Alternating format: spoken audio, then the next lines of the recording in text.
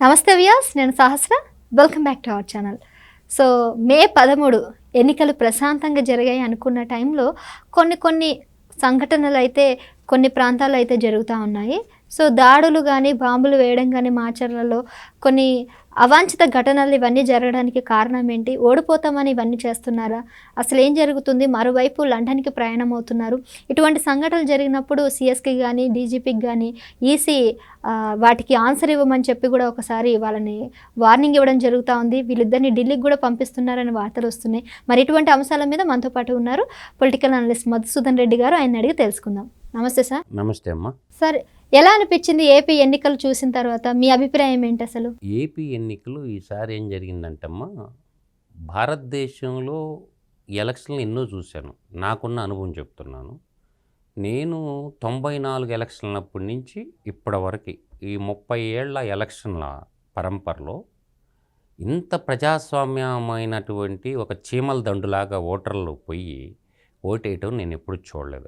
ఏముందలబ్బా, ఓటేస్తే ఏంది, వేయకపోతే ఏంది, ఒక క్రికెట్ మ్యాచ్ వచ్చినా కూడా ఓటేసేవాళ్ళు కాదు. ఒక చైతన్యం ప్రజల్లో, ఒక తప్పు చేశాంరా 2019లో, ఒక మాయ మాటలతోటి, మాయల మరాఠీతోటి కులాన్ని అడ్డం పెట్టుకొని, ఒక బ్లాక్ బుక్ని అడ్డం పెట్టుకొని, మతాన్ని అడ్డం పెట్టుకొని, ప్రపంచం ఏదో మిన్నిరిగి మీద పడినట్టు ఈ విధమైనటువంటి సోషల్ మీడియాలో విపరీతమైనటువంటి హైప్ క్రియేట్ చేసుకొని, తద్వారా ఒక అవకాశం అడుగుతున్నాడు కదా అని చెప్పి, సరే వాళ్ళ తండ్రిని చూసి ఓట్లేశారు కానీ జగన్మోహన్ రెడ్డిని చూసి ఎవరు ఓట్లేలా. తండ్రిలాగా పరిపాలనిస్తాడు అని అనుకుంటే ఇతను డిఫరెంట్ అయిపోయాడు.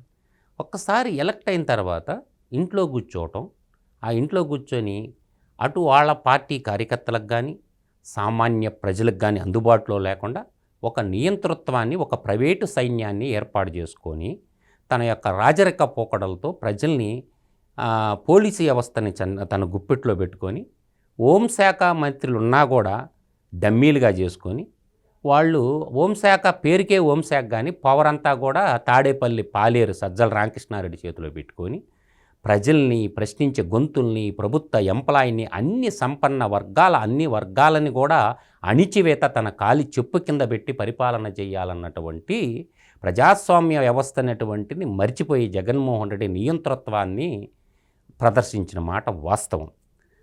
ప్రజలందరి యొక్క వనరులైనటువంటి మైన్స్ కానీ, తర్వాత ఏదైనా కానీ సెంట్రలైజ్డ్ కరప్షన్కి దారితీసి ప్రజల యొక్క సంపదని లూటీ చేయటం భయంకరంగా, అట్టా కాకుండా భయంకరంగా లూటీ చేశారు.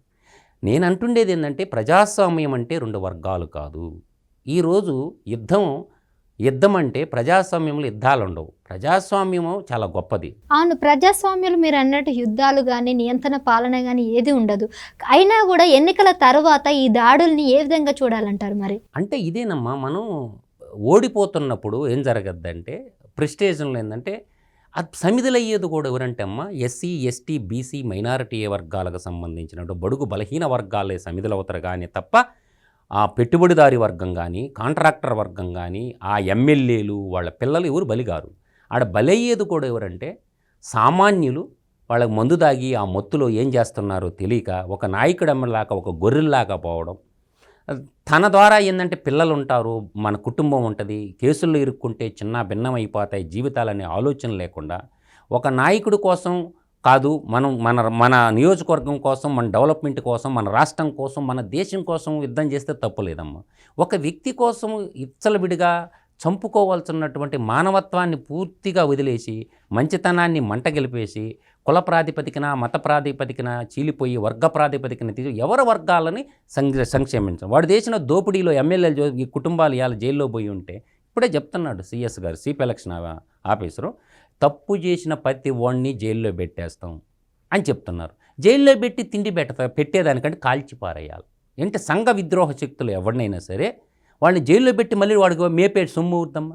వాడికి ఒక మంది పోలీసు వాళ్ళు, మళ్ళీ ప్రజలు పన్నుల రూపంలో కట్టిన డబ్బుతోనే వాడిని ఇంటి అల్లుళ్ళలాగా అరాచక వ్యక్తిని, అరాచక వాదుల్ని జైల్లో పెట్టి కూర్చొని అన్నం పెట్టే డబ్బులు కూడా ఎవరి, మళ్ళీ ఈ ప్రజలు పన్నుల రూపంలో కట్టిన డబ్బు. ఇటువంటి అరాచక వాదుల్ని ఏం చేశారు, కాల్చిపారి కలుపు మొక్కలు నేరినట్టు ఏరిపోయి దేశానికి పట్టిన దరిద్రం వదిలిపోద్ది. కాబట్టి ప్రజలు కూడా ఆలోచించుకోవాలి. ఈరోజు అందరు చదువుకున్న యువతమ్మ, ఉద్యోగాల కోసం, ఉపాధి కోసం వెతుక్కుంటూ పోతారు. ఈరోజు కన్న తల్లి కంటే గౌరవంగా నేల తల్లి కోసం అమెరికా నుంచి, ఆస్ట్రేలియా నుంచి, యూరప్ లండన్ నుంచి, దుబాయ్ నుంచి, గల్ఫ్ దేశాల నుంచి 3 లక్షలు 4 లక్షలు ఖర్చు పెట్టుకొని ప్రజాస్వామ్యాన్ని పరిరక్షించాలా, ఈ జగనాసురుడు అనే రాక్షసుడిని గద్దె దింపాలన్న ఉద్దేశంతో తండాలుగా ఏది జిక్కితే అది. కొంతమంది బస్సుల్లో పోయారు, ప్రైవేటు బస్సుల్లో బస్ ఛార్జీలు అయితే 3,000 అమ్మ. ఇవాళ నెల్లూరు పోవాలంటే 3,000, రాజమండ్రి లాంటి ప్రదేశాలకు పోవాలంటే 3,000, ఫ్లైట్లు ఎక్కి స్పెషల్ రైళ్ళు వేసుకొని బస్సులు, డీసీఎంలు, 2 వీలర్లతో. కొంతమంది అయితే మాచర్ల లాంటి, గురిజాల లాంటి, తర్వాత ఈ చుట్టుపక్కల దగ్గర ఉన్న కర్నూలు లాంటి 2 వీలర్లు కూడా వేసుకుని, అంటే ఒక సంఘ విద్రోహ శక్తి రాష్ట్రాన్ని పరిపాలిస్తుంటే దహించి వేసుకొని చదువుకున్నటువంటి యువత అంతా చీమల దండులాగా కదిలి పోయి వాళ్ళ యొక్క ఓటు హక్కు వినియోగించుకోవడం జరిగింది. ఎమ్మెల్యేల మీద కూడా తిరుగుబాటు చేయడం జరిగింది. ఓటర్ల మీద స్థానికంగా ఉన్నటువంటి ఎమ్మెల్యే పోయి క్యూ లైన్లో నిలబడకుండా సమానత్వం ఎక్కడ ఉంటుంది? ఒక ఓటు వేసే దగ్గరే సమానత్వం ఉంటుంది, మిగతాది ఒకటి సమానత్వం ఉండదు. నీ క్యూ లైన్లో వచ్చి నువ్వు ఓటేయాలి, నువ్వేమన్నా పెద్ద పుడింగివా? ఎగ్జాంపుల్ చెప్తానమ్మా, మనోహర్ పారిక్ అని ఉండేవాడు గోవాలో ముఖ్యమంత్రి. కానీ ఆయన క్యూ లైన్లో నిలబడి ఓటేసేవాళ్ళు.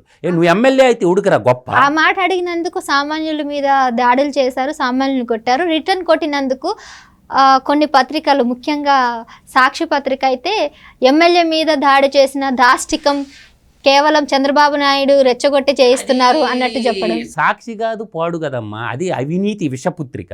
సిబిఐ ఈడీ కేసులు ఇరుక్కొని తెలుగు ప్రజల సంపదను 1000 కోట్లు లూటీ చేసిన లఫూట్ పత్రిక అది. సాక్షి టీవీ కానీ, సాక్షి పేపర్ కానీ 1000 కోట్ల రూపాయలు ఆంధ్రప్రదేశ్లో రక్తాన్ని దాగిన పేపరు. అటువంటి ముష్టి రాతలు కాక ఇంకేం రాసుకుంటారమ్మా? ఎవడన్నా సామాన్య ఓటరు ఎమ్మెల్యే మీద తిరగబడ్డా వాడికి అంత పొగురేమమ్మా? ఎవడమ్మా ఎమ్మెల్యే అయితే ఎవడు గొప్పవాడు? వాడు పబ్లిక్ సర్వెంట్, పబ్లిక్ సేవ చేయడానికి ప్రజలు నిన్ను ఎన్నుకున్నారు, ప్రజలు కొట్టడానికి కాదు నిన్ను ఎన్నుకున్నది. నువ్వు అవుడురా బోసడీకేవే. ఓటు అనేది అందరికి సమానత్వం, క్యూ లైన్లో వచ్చి ఓటేయాలా. నేను 3.5 గంట క్యూ లైన్లో నిలబడి ఓటేశా. ఎవడు గొప్ప ఎమ్మెల్యే అయితేను? ఎవడు గొప్ప ఎమ్మెల్యే అయితేను? ప్రజలకు సర్వెంట్, నీకు జీతం ఇస్తున్నారు నెలకు 5 లక్షల రూపాయలు, ప్రజలు సేవ చేయడానికి ఒక జీతగాడివి అంతే. ప్రజలు కొడుతుంటే చూస్తూ ఉంటారా? నీ మంది బలం 4 కుర్రోళ్ళు ఉంటారు, కొడతావు. రేపు వాళ్ళు తిరగబడినప్పుడు నీ పరిస్థితి ఏంది? నీ పెళ్ళాం బిడ్డల పరిస్థితి ఏంది? నువ్వు ఎవడు గొప్ప ఎమ్మెల్యే అయితే? నీకు ఆ డబ్బులుంటే మందబలం మీద ఎక్కితే ఎవరి మీద వాళ్ళ మీద పడితే చూస్తూ ఊరుకోరమ్మా. కాబట్టి నేననేది నక్సలిజం కూడా ఇక్కడేనమ్మా ఏర్పడుతుంది. యువత నక్సలైట్లోకి పోవడానికి కారణం ఏంది? మీ మదమెక్కినటువంటి మదపటి ఏనుగులు ప్రజల సంపదను దోపిడీ చేస్తూ ఉంటే చూసి సహించలేక అడుగులు బాట పడతారు యువత. ఒక 10,000 మంది యువత, చదువుకున్న యువత ఉద్యోగాలు లేక అల్లాడిపోతుంటే వాళ్ళు అడుగులు బాట పెడితే మీ కుటుంబాల పరిస్థితి ఏందిరా? ఎవడు గొప్ప అని నేను అంటుండా. ప్రజాస్వామ్యం అనేది గొప్పది, ధైర్యంగా చెప్పాలి. ఇలా నదుల్ని చెరబెడుతుంది, గనులను చెరబెడితే, విద్యుత్ శాఖను చెరబెడితే, రైతుని చెరబెడితే, సంపన్న వర్గాలను చెరబట్టినటువంటి ఈ జగనాసురుడు పాలన నుంచి విముక్తి కల్పించడానికి ఇన్ని లక్షలు ఖర్చు పెట్టుకొని చీమల దండులాగా ఓటర్లు వచ్చారు. ఒక కులపోడైతే పేదలు ఉండరమ్మా, రెడ్డిల్లో పేదలు ఉండరా? ఈ రోజుకి కూడా తిండి లేక బతికేటటువంటి రెడ్డి సామాజిక వర్గంలో ఎంతోమంది ఉంటారు. ఒక మతస్థుడైతే వాళ్ళందరూ బిల్డింగులు, కార్లు ఉంటాయా? అంటే ముష్టి వాళ్ళగా గుడి ముందు, చర్చిల ముందు, మసీదుల ముందు అడుక్కునే భిక్షాగారణ చేశాడమ్మా ఈ ముఖ్యమంత్రి. నేను ముష్టి బాడేస్తాను, మీరు బతకండ్రా. ఇప్పుడు ముఖ్యమంత్రి లండన్ కూడా వెళ్తున్నారు కదా, మరి ఆయన లండన్ వెళ్తుంటే ఓవైపు ఏపీ ప్రజలకు భయం, వెళ్ళినప్పుడల్లా కూడా ఇక్కడ ఒక రకమైన భయాందోళనకరణ. ఎందుకంటే లాస్ట్ టైం వెళ్ళినప్పుడు చంద్రబాబు నాయుడుని అరెస్ట్ చేశారు, ఈసారి వెళ్తే ఇప్పుడు ఇంకెలాంటి ఆగడాలు జరుగుతాయా, ఎలాంటి దాడులు జరుగుతాయా అనే భయం కూడా ఉంది. అదేనమ్మా, తప్పించుకుని తిరుగువాడు ధన్యుడు సుమతి అన్నారు బద్దిన. ఇప్పుడు జగన్మోహన్ రెడ్డి ఎలక్షన్ ముందేమన్నాడు? 14,165 కోట్ల రూపాయలు డీబీటీ పథకాల ద్వారా నేను ఇస్తానంటే వద్దన్నారు. నువ్వు అయిపోయింది కదా ఎలక్షను, ఆ డబ్బులు ఇచ్చేసి ఇప్పుడు ఎక్కడికన్నా వెళ్ళు. నేను సింపుల్గా చెప్తానమ్మా నీకు. కళ్యాణం వస్తు సాది అంటే, కళ్యాణం వస్తు అంటే గిరిజనులకి, ఎస్సీలకి, తర్వాత మైనారిటీ వాళ్ళకి ఇచ్చేటటువంటి డబ్బులు ఫిబ్రవరి 28 తేదీ బటన్ నొక్కాడమ్మా. ఎన్నో తేదీ? ఫిబ్రవరి 28. ఎంత చెప్పనాదా? 78,53,00,000 లేవు, రాల. తర్వాత ఇంకోటి చెప్తానమ్మా, ఆసరా కింద 6,394 కోట్లు బటన్ నొక్కాడు, లేదు. తర్వాత విద్యాదేవన్ అంటే బీటెక్ చదువుకున్న వాళ్ళు, టెక్నికల్ గ్రాడ్యుయేషన్ చదువుకున్నటువంటి పిల్లలు, వాళ్ళ సర్టిఫికేట్లు కావాలన్నా, పై కోర్సులకు పోవాలన్నా అంటే మీరు ఫీజు కట్టండి, వాళ్ళు గవర్నమెంట్ ఇస్తే మీకు ఇస్తాను. ఆ డబ్బు అంతా చెప్పనమ్మా, 708 కోట్ల రూపాయలు. రాలే. ఇప్పుడు ఆ పిల్లలు, బీటెక్ చదువుకున్న పిల్లలు ఏమైపోవాలా అంటే, దాదాపు ఈ విధంగా చెప్పుకోకపోతే పెట్టుబడి రాయితీ అమ్మ. చిన్న స్మాల్ స్కేల్ ఇండస్ట్రీలు పెట్టుకున్నటువంటి వాళ్ళు ఎంఎస్ఎంఈలు అంటారు, స్మాల్ స్కేల్ సూక్ష్మ స్కేల్ పెట్టుకున్నాడు. వాళ్ళు పెట్టుబడి రాయితీ కింద రావాల్సినటువంటి డబ్బు 1294 కోట్ల రూపాయలు వాళ్ళకి ఇవ్వాలి. అది ఆపేశాడు. దానికి బటన్ ఎప్పుడు నొక్కాడు తెలుసమ్మా? మార్చి 6వ తేదీ నొక్కాడు. డబ్బుల తర్వాత ఇంకోటి చెప్తా, చేయూత. ఈ చేయూత పథకం కింద 561 కోట్ల రూపాయలు ప్రజలకు రావాలా, గోయిందా. తర్వాత ఈబీసీ నేస్తం కింద 629 కోట్ల రూపాయలు. ఈ డబ్బులన్నీ ఇచ్చి నువ్వు పోవాలి. కానీ నేను లండన్ పోతా నిన్ను ముఖ్యమంత్రికి ఎన్నుకున్నది ఎందుకు? విహారయాత్రలకు పోవటానికా? ఆట విడుపు కోసం వెళ్తున్నాడు. ముఖ్యమంత్రికి రిజైన్ చేసిపో. ఇంకెందుకు నీకు ముఖ్యమంత్రి పదవా? మళ్ళీ వచ్చినాక తీసుకో. ఎవరో ఒకరు ముఖ్యమంత్రి గారు ప్రమాణ స్వీకారం చేసి ఎవరినొకరు నా సీట్లో కూర్చొని పెట్టాలి కదమ్మా. ఈరోజు సమ్మర్ టైంలో డ్రింకింగ్ వాటర్ లేక మూగజీవాలు అల్లాడిపోతుంటాయి, ప్రజలు అల్లాడిపోతుంటారు. తాగునీరు మాట దేవుడిరుగు. ఇలా రాయలసీమ ప్రాంతంలో తాగునీరు లేక అల్లాడిపోయే వాళ్ళు చాలా ఉంటుంటాయి, కరెంటు కోతలతో అల్లాడిపోతుంటాయి. ఇవన్నీ సమీక్షా సమావేశాలను నిర్వహించుకొని ప్రజలకు రావాల్సినటువంటి సంక్షేమ పథకాలు ఒకవైపు, ప్రజలకు తాగటానికి తాగునీరు ఒకవైపు, ఇట్లాంటి అన్నీ వదిలేసి నేను ఆట విడిపోతే పో, రిజైన్ చేసి పో ముఖ్యమంత్రి పదవికి. నీ ఇష్టం వచ్చినట్టు నువ్వు పోతాను.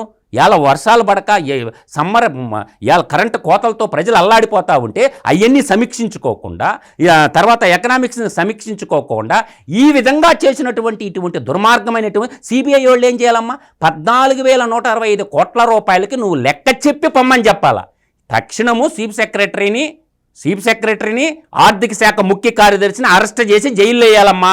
ఈ దొంగలు కాంట్రాక్టర్లకి దోచిపెట్టడానికి ఈ నిధులన్నీ పేదలదారులు పెత్తందారులు అన్నాడమ్మా జగన్మోహన్ రెడ్డి. పేదలకి ముందు ఈ పథకాలన్నీ వచ్చేది పేదలకి కదా, పేదలకు ఇచ్చిన తర్వాత పెత్తందారులు అంటే ఎవరు? కాంట్రాక్టర్లు. అంటే కాంట్రాక్టర్లకు దోచిపెట్టడానికి, యువజన శ్రామిక రైతు పార్టీలో ఉన్నటువంటి కాంట్రాక్టర్లకు నాకేయటానికి ఈ 14,165 కోట్ల రూపాయల డబ్బు, తద్వారా ఈయన లండన్లో ఉండగా ఏడు నుంచి ఎక్స్పోర్ట్ చేసుకొని దోచేయటానికా? అందువల్ల ఏంటంటే ఇమ్మీడియట్గా చీఫ్ సెక్రటరీని ఆర్థిక కార్యదర్శిని అరెస్ట్ చేసి రాజమండ్రి సెంట్రల్ జైల్లో పడేస్తే కానీ ఈ సమస్యకి సొల్యూషన్ దొరకదు. 14,165 కోట్ల రూపాయలు ప్రజాధనం ఏమైందో లెక్క చెప్పాల్సిన బాధ్యత ఎమ్మెల్యేలు మినిస్టర్లు పక్కన పెట్టేమ్మా. ఆర్థిక శాఖ ముఖ్య కార్యదర్శిని, చీఫ్ సెక్రటరీ జవహర్ రెడ్డిని వీళ్ళిద్దరినీ అరెస్ట్ చేసి జైల్లో పెడితే తప్ప ఈ డబ్బులు దొంగల పాలవుతాయి. ఈ రాష్ట్రంలో ఈ దొంగలు, ఈ గ్యాంగ్ అనేది ఒకటి ఏర్పడి కాంట్రాక్టర్లు నాకేయటానికి సిద్ధంగా ఉన్నారు. ప్రజలు మేల్కోవాలా. ఈ డబ్బులన్నీ ఎక్కడేమ్మా? ఇవాళ గనుల శాఖను తాకట్టు పెట్టి మినరల్ డెవలప్మెంట్ కార్పొరేషన్ తాకట్టు పెట్టి 7,000 కోట్ల రూపాయలు తెచ్చారు. తర్వాత ఆర్బీఐ కాడ 3,000 కోట్ల రూపాయలు అప్పు తెచ్చారు. ఈ డబ్బులు ఎవడమ్మా మొగుడు సొమ్ము? ఎవడు కట్టాలమ్మా? మీ పార్టీకి మీరు ప్రభుత్వంలో ఎవరని మీ ఐఏఎస్ ఐపీఎస్ రాజకీయవేత్తలన్నీ అందరు కలిసి ప్రజల సంపదను నాకేస్తూ ఉంటే చూస్తూ ఉండాలా. కాబట్టి న్యాయ వ్యవస్థకు కూడా కనువిప్పగలగాల. ఈ డబ్బులకి లెక్కాపత్రం చెప్పిన తర్వాతే జగన్మోహన్ రెడ్డి దేశం దాటి అవతలకు పోవాలి. ఈ 14,165 కోట్ల రూపాయలు లెక్క చెప్పి పో. ప్రెస్ మీట్ పెట్టి లెక్క చెప్పకుండా నీ ఇష్టం వచ్చినట్టు నేను విదేశాలు వెళ్ళిపోతున్నానని చెప్తే సిబిఐ జడ్జిని గారు కూడా పరిశీలించాలమ్మా. నువ్వు ఏ ప్రాతిపదికన అతనికి ఇచ్చావు, పర్మిషన్ ఇచ్చావు? ఆ 14,165 కోట్లకి లెక్క చెప్పమని అడగాలి కదమ్మా. అంటే ఈ దేశంలో న్యాయ వ్యవస్థ, తర్వాత బ్యూరోక్రాట్ వ్యవస్థ రాజకీయ నాయకులకు కబంధ హస్తాల్లో నలిగి చచ్చిపోతుంది. కాబట్టి సిబిఐ కోర్టు జడ్జి గారు కూడా తక్షణం రివ్యూ చేసుకొని రీకాల్ పిటిషన్ వేసుకొని కూడా 14,165 కోట్ల రూపాయల కథా కమిషన్ ఏందో తేల్చిన తర్వాతే జగన్మోహన్ రెడ్డి విదేశాలు, ఇప్పుడు ఇజీమాల్యా పోయిండమ్మా, తిరిగి వచ్చిండా, లలిత్ మోడీ పోయిండు వచ్చిండా, నీరవ్ మోడీ పోయిండు వచ్చిండా, తర్వాత మోకిల్ చోక్సీ పోయిండు వచ్చిండా. తర్వాత నేను అడుగుతుండా, ఈ విధంగా దేశాన్ని దోచేసినటువంటి దుర్మార్గులందరూ దేశాన్ని దాటిపోతుంటే, సరిహద్దులు దాటిపోతూ ఉంటే ఈ సిబిఐ న్యాయమూర్తులు పర్మిషన్లు ఇవ్వటం, వాళ్ళు తిరిగి దేశానికి రాకపోవటం, ఈ కేసులన్నీ బుట్టదాఖలవటం. కాబట్టి ఈ సిబిఐ కోర్టు జడ్జీలు కూడా ఆలోచించుకోవాలా, ఎవరికి పర్మిషన్ ఇస్తున్నారు మీరు? రేపు అతను తిరిగి రాకపోతే ఆంధ్ర రాష్ట్ర పరిస్థితి ఏంది? అందువల్ల ఏంటంటే నేను ఖచ్చితంగా చెప్తున్నాను, జగన్మోహన్ రెడ్డి నీతివంతుడైతే, జగన్మోహన్ రెడ్డి నిజాయితీవంతుడైతే, దేవుడి బిడ్డ బైబిల్ మీద ప్రమాణం చేసే జగన్మోహన్ రెడ్డి అనే వ్యక్తి, అతను యేసుప్రభుని నమ్ముకుంటాడు కాబట్టి బైబిల్ మీద ప్రమాణం చేసి జగన్మోహన్ రెడ్డికి 14,165 కోట్ల గురించి ప్రెస్ ముందు ఇంట్లో కూర్చొని కదమ్మా, వాడు టీవీ 9 రజనీకాంత్ లఫూట్గా ముందు కూర్చు కాదు, నువ్వు మగోడు అయితే, నేను మళ్ళీ కూడా అంటున్నా జగన్మోహన్ రెడ్డి 14,165 కోట్లకి ఆల్ మీడియాని పిలిచి సమాధానం చెప్పి ఫ్లైట్ ఎక్కి లండన్ పో, లేకపోతే ఈ 14,105 కోట్ల రూపాయలు యువజన శ్రామిక రైతు పార్టీ కాంట్రాక్టర్లకి, యువజన శ్రామిక రైతు పార్టీ పెత్తందారులకి దోచిపెట్టడానికి అనేది మాత్రం ప్రజలు నమ్ముతున్నారు. పేదల పక్షపాతి కాదు, జగన్మోహన్ రెడ్డి నిజమైన పెత్తందారుడు అని మాత్రం చెప్పగలను.